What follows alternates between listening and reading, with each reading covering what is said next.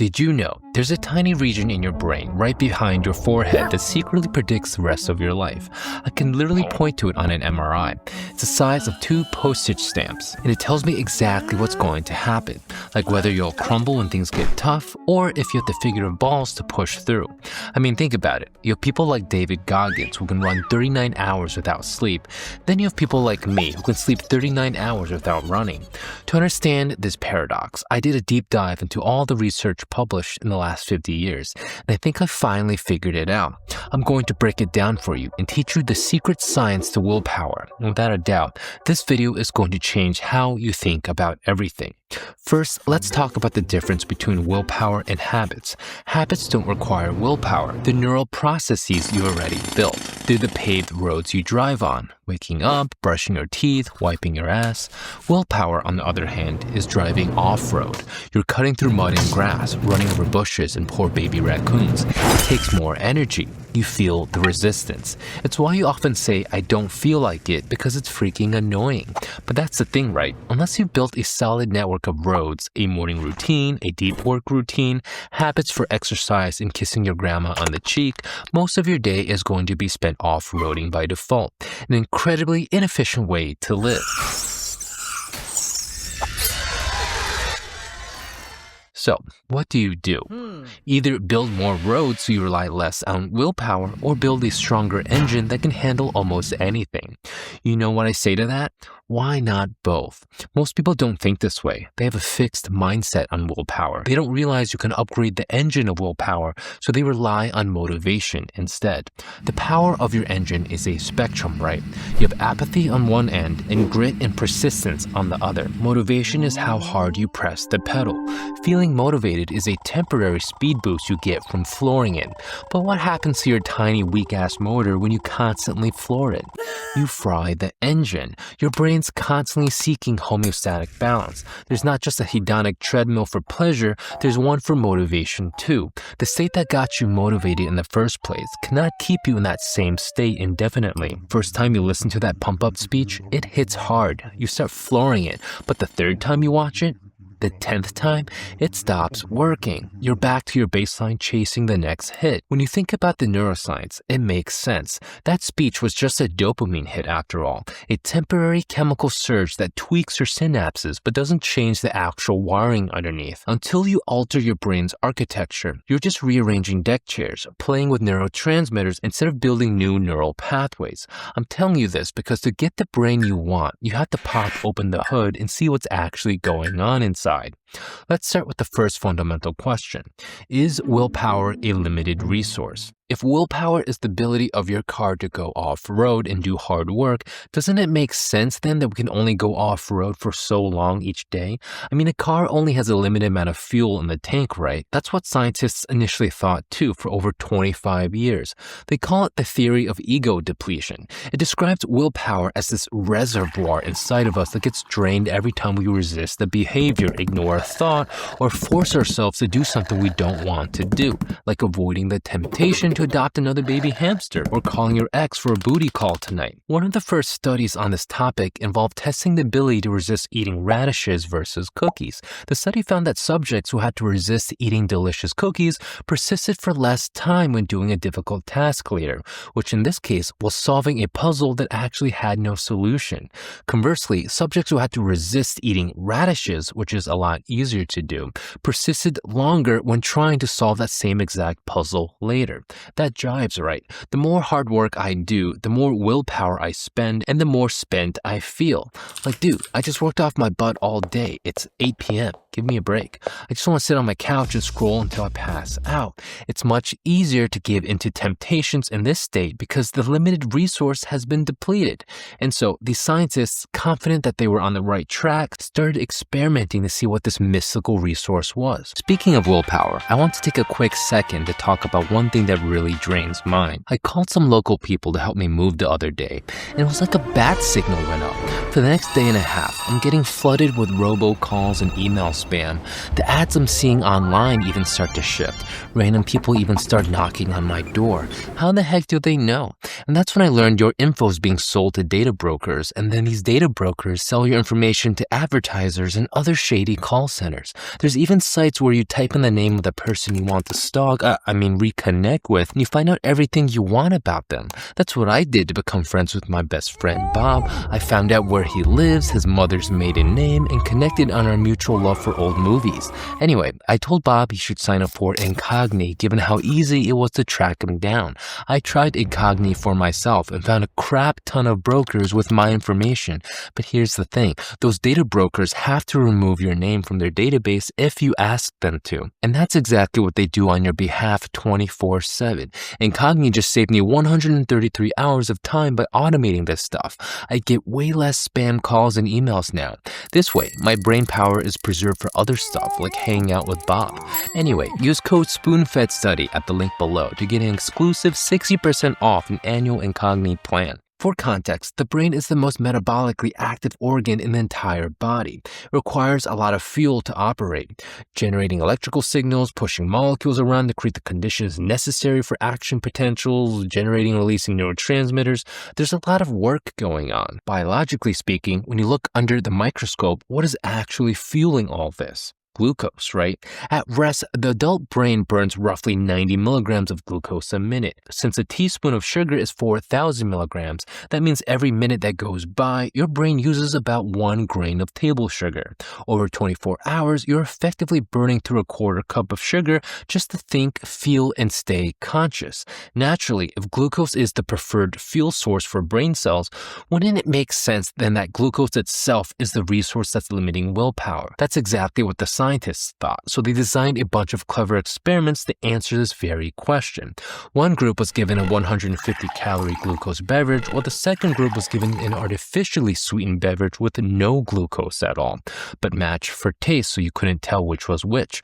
When the first group drank the glucose beverage between one hard task requiring willpower and a second hard task requiring willpower, their performance on the difficult task stayed the same or even improved, whereas the other group did noticeably worse.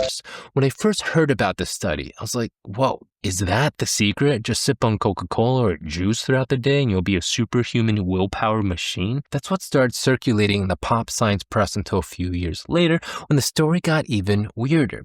A rival group of scientists entered the picture and was like, nah, this explanation feels way too simplistic. And so they redid the original experiment but introduced a secret third variable. Belief. Turns out, only those that believe willpower is a limited resource benefits from this glucose power-up. For those who don't believe in that theory, it didn't matter what drink they drank. Their performance on each subsequent hard task was good regardless. In other words, if you think willpower is a limited resource, it becomes a limited resource. If you think willpower is an unlimited resource, it suddenly becomes unlimited. The first time I heard this, I was like, no freaking way. How is that possible? This feels too woo-woo to me. It's like using Jedi mind tricks, but on yourself. But I kept going down the rabbit hole, right? And it got even weirder. You know that feeling you get when you do hard work? That feeling of effort and resistance that makes hard work hard? What if I told you that the feeling of effort wasn't actually real? The feeling of something being hard was entirely made up, created entirely by your brain. A subjective signal in response to work it thinks the body is doing.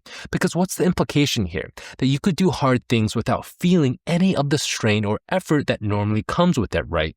Because that's exactly what the scientists discovered. The perception of pain is actually quite flexible and in some cases can be turned off completely.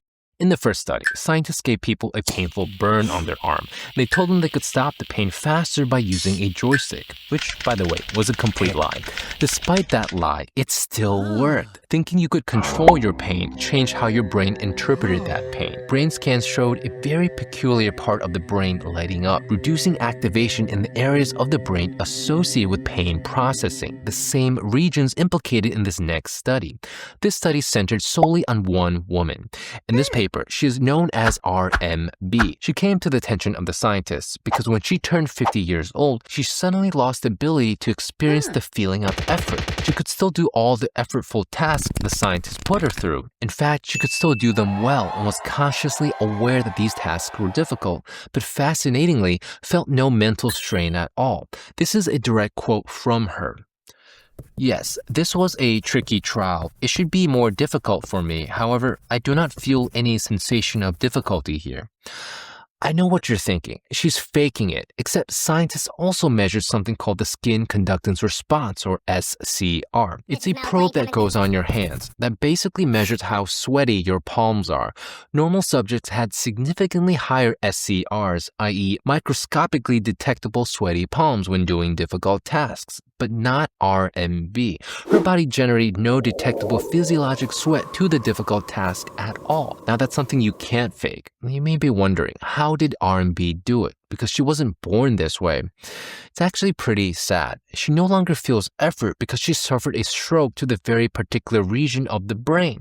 Coincidentally, the same brain region the first group of scientists doing the joystick experiment studied. Until I did this deep dive, this brain region was never even on my radar, and I graduated medical school. I'm supposed to have studied the brain. I spent months in neuroanatomy class dissecting actual brains, held this biological supercomputer in the palm of my hand, and yet no one's ever talked about it. No wonder the lay public still thinks of willpower as this random fixed thing you're born with. It's like you meet some guy named Bob and you think to yourself, wow, Bob has all these traits, right? He's kind, he's thoughtful, and he even runs this abandoned hamster shelter, and oh yeah, he's not a quitter.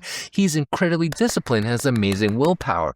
They think all the above traits for Bob are equivalent, all lumped together in the same category of personality. But what if I told you there's an actual area of the brain responsible for this so-called personality trait? A clear and direct neurological equivalent you can point to, track, and grow, directly responsible for how likely we are to push. From everything like how willing we are to give up on our New Year's resolutions, how likely we are to stomach the grind, to even how likely we are to give up on our dreams. Because maybe in the future, we'll have this high-tech brain scan that can measure the size of this area in your brain, right? And it'll tell you, hey, this dude only has a 30% chance of making it. Because that's what the research seems to be heading towards.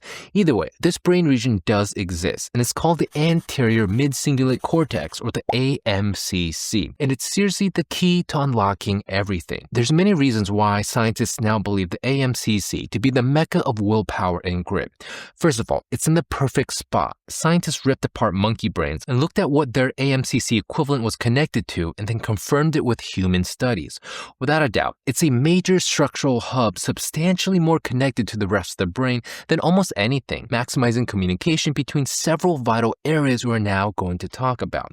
Think of it like the Grand Central Station in New York City where all the trains link up to. This vast interconnectedness allows it to do an incredibly sophisticated life function vital to survival, which we will soon talk about. It's fascinating because once you understand it, you will finally understand what willpower fundamentally is and how to grow it. In fact, several studies show if you destroy or inactivate certain parts of the AMCC, you massively reduce willpower and in some cases go into a state of complete apathy. In this study, rodents had a neurotoxin injected directly into their AMCC equivalent, and guess what happened? They gave up much more easily when simple barriers were placed between them and their food source. This has been seen in humans too, dating as far back as 1937 when the neuroanatomist James Papez realized that patients with tumors pressing on the cingulate cortex showed a profound indifference. It wasn't laziness or sadness though. They'd lost all spontaneity in emotion, thought, and activity, almost as if the very engine of willpower had been shut down. How do we know this? Because in 1983, another woman suffered a bigger stroke to another part of the cingulate cortex. And guess what happened to her? She went into an akinetic mute state. akinetic meaning lack of spontaneous movement, and mute meaning absence of speech. 1 month later, when she recovered, she was able to explain what was going on. She said she could hear everyone talking to her, but felt no will to reply because she had nothing to say. Her mind was empty and felt nothing mattered. Contrast this to a study done in 2013, when scientists studied the exact opposite situation. What happens when you take a functioning AMCC, plant electrodes deep in the brain, and directly stimulate it? Luckily, 2 people underwent this very procedure, and they both described a very similar sequence of events. First was the physical sensation, a tangible increase in heart rate, a feeling of shakiness or hot flashes in the chest and the neck, then a sudden sense of worry and foreboding, the feeling that a difficult challenge was imminent. But this wasn't a bad feeling because it was followed by a powerful resolve to conquer that challenge. The first patient described it this way: "I was worried that something bad is going to happen. No, I knew I had to fight to make it. If I don't fight, I give up. I can't give up." I actually found the recording for the second patient. I'll play it for you here now. Let me know what you feel. Almost like you're headed towards this storm that's on the other side of maybe a couple of miles away, and you got to get across the hill. And all of a sudden you're sitting there going, how am I going to figure out how to get over that, through that? And that's the way my brain started functioning. Well, can you tell me a little bit more? What do you mean going? Let's say if you knew you were driving your car and if one of the tires was half flat and you're only halfway there and you had no other way to turn around and go back, you had to keep going forward. That type of a, feeling you have. You're like, am I gonna get through this? Am I gonna get through this? Was it negative or positive? It was more of a positive type thing of push harder to try to get through this. Is this unpleasant? I don't find it at all. You don't find it unpleasant? No. Okay. Is that not amazing? It's going to make even more sense when you dive deep into what the AMCC is actually doing. The AMCC is the grand central station of the brain. What kind of things are connected to it? First off, it's very much plugged into your sensory cortex. It's receiving data from all your senses, like vision, hearing, touch. These are all signals of the outside world. But then there's internal body signals too, right? Scientists call this interoception. The AMCC is constantly receiving updates on our internal state as well, monitoring things like how fast our heart is pumping, where most of the blood supply is circulating, how hungry we are, and subjective stuff like how effortful the thing is that we are doing. Does that ring a bell? It's even plugged into the areas of the brain that store our memories of how we think the world works, and the emotional centers of the brain too. It's also plugged into the executive centers of our brain, getting signals from networks involved in high-level thinking, such as planning, attention, and cognitive control. It even connects with regions that prepare the body for physical movement while also modulating the internal state of the body to prepare for action through alterations in blood pressure, heart rate, and hormonal responses. What is all this starting to sound like? Collect information from both the outside and inside, reference it with all the experiences and memories we've ever had, throw in a few emotions, analyze all the data and run the numbers, and then draft out the next plan of attack. Mr. President, this is your briefing. This is the current situation on the ground. These are our current resources. We need a course of action. Go or no go. Your decision, please. I've talked about this analogy before. It's what I call the brain CEO theory. Though you are the CEO of this whole enterprise, your conscious brain has but a small seat at the table. All these memos are landing on your desk. Information about outside weather conditions, information about how crappy you feel on the inside. Bob's ex-wife just broke up with me again. I'm feeling quite crappy today. The cost of getting out of bed and pretending to be a normal functioning human being is too much. Your AMCC runs through all the analyses and decides the best course of action for you today, which is probably a big fat nah, and it plugs back into your motor cortex and wills you not to move. Because you, the CEO, aren't really used to exercising control over this giant behemoth of a corporation, you listen and you stay under the covers. You're like, a little boy in charge of Google. You have no idea what you're doing, and so you let this enterprise carry on, run mainly by all these unconscious processes and other low-level managers with all their random agendas: hunger, boredom, annoyance, horniness. These get prioritized over the big goals you want to make happen, all linked and coordinated by this unconscious supercomputer known as the AMCC, silently living inside of you. That's the real puppet master pulling the strings from above, while you have become just the mere passenger. Okay, being a little bit extra dramatic here and painting a scary picture to get your attention, but it does speak to the larger truth of the AMCC's real function, which is to help you survive and make decisions by doing cost-benefit analyses in real time. Because the research on the AMCC shows there are three components to this analysis. One, what is the cost? How difficult is the task in front of me going to take, both mentally and physically? Two, what's the reward? What do I get out of it by completing the task? And three, did I get it right? It constantly monitors for errors. Was there an error between what we expected to happen versus what actually happened in terms of cost and reward? If so, the AMCC lights up even more. I guess I got it wrong. Let me recalibrate the next time or adjust this perception of effort upward or downward in real time. I mean, think about it. When you lose steam, when you decide, screw it, I'm done, you tried, but then you realize the effort was too great, and that's when you decided to stop. Or the opposite, you get a second win, let's say. You suddenly realize, wait a second, maybe I can do this, and then you push in the home stretch. Makes sense to have this evolutionarily, right? The world is constantly changing. You need a machine to analyze those changing states and figure out what the next best optimal plan is given the new context, because that plan may need to change depending how we perceive the world in terms of costs and benefits. It's deeply plugged in because this thing needs to be super accurate, right? This is the concept of allostasis, the important job of allocating the physiologic and intentional resources needed to achieve the desired goals the mind or body wants to accomplish. This is all in service of efficient energy regulation, which makes sense if you think about it. If you were to design a conscious robot, you definitely want something in the software to run these calculations and divvy up energy appropriately to things that make sense for the long-term survival of this robot. Meta-analysis of over 1,000 scientific fMRI brain studies over the past 20 years shows that the AMCC is one of the most consistently active regions of the brain.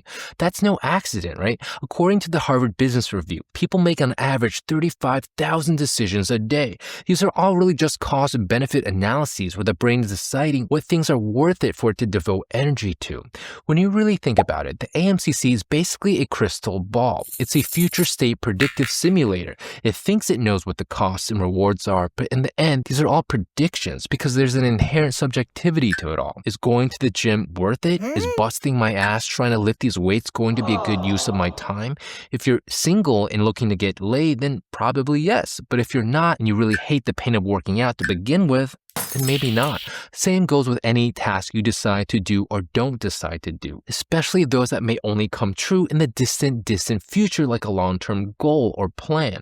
But what happens when the cost of effort is high and the rewards are uncertain or way delayed far into the future, like most things that matter are? What then dictates whether or not you keep pushing? And that, my friends, is where the magic lies. It's why there's so much variability, why certain people always give up, while a few push through no matter what. The people that are gritty, that persevere, actually have a bias in their AMCC.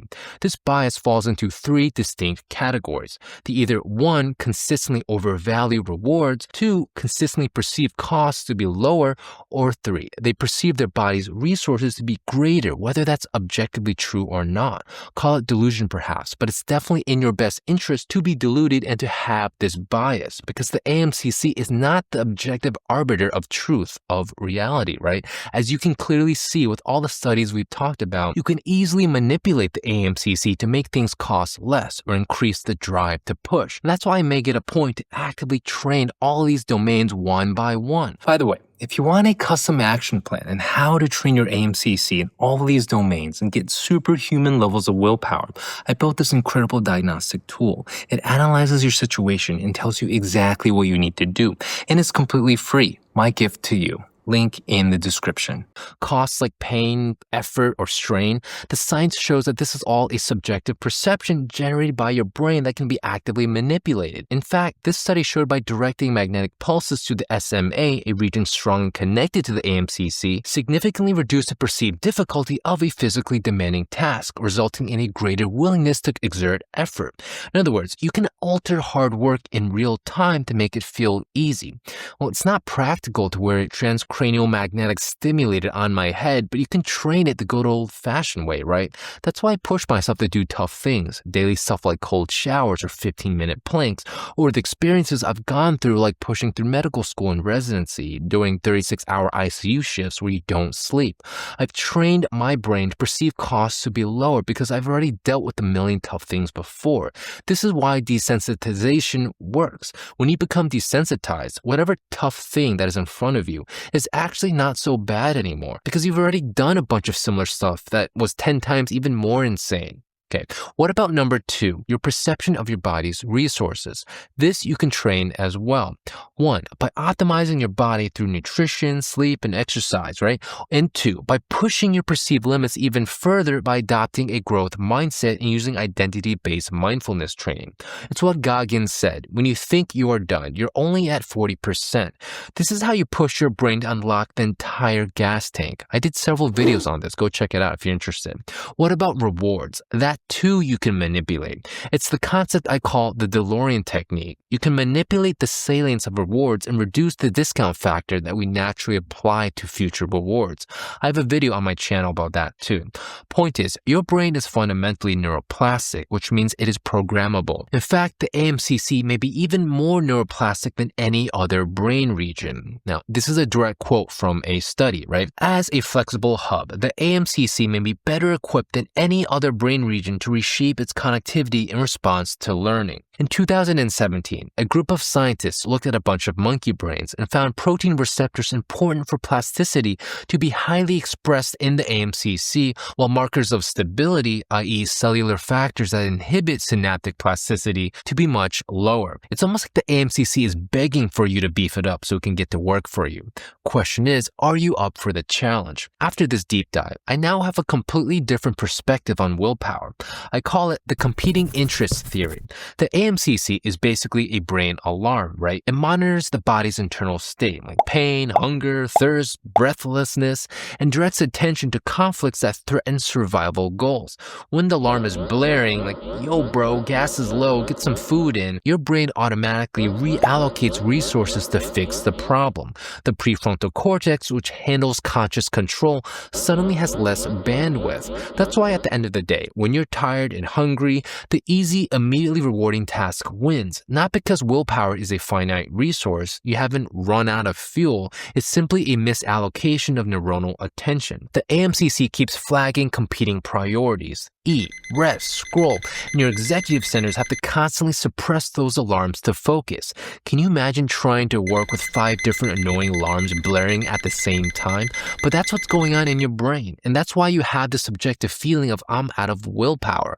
Neuronally, you are being overwhelmed. And after you recover, the system resets, right? You're rested, well-fed, it's a clean slate. When faced with a hard task now, the AMCC runs a quick cost-benefit check and finds no conflicts. Carry on, good sir, it says, all I see is reward and upside. Let's get to work, my man. Willpower feels like it's at an all-time high, and so it's easy to get to work in this state. Hopefully this all makes sense. First step is understanding, but what do you do with it? Most people will watch this and be like, oh, okay, that's cool, and scroll to the next video, while their life never changes. And that's why I'm offering you the next step. Think of this channel as the classroom. The gym where you get to work is actually in a community I run called Level 100. Goal is to make this the best self-development community ever. Every week, we reinforce concepts like this with real actions and challenges, all with real accountability, so you know exactly what the next step is.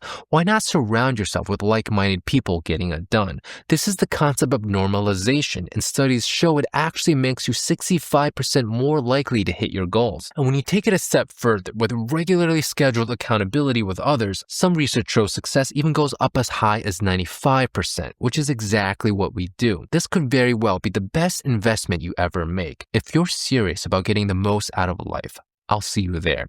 Reserve your spot for the next cohort today. Anyway, hopefully this was helpful. I'll see you in the next video.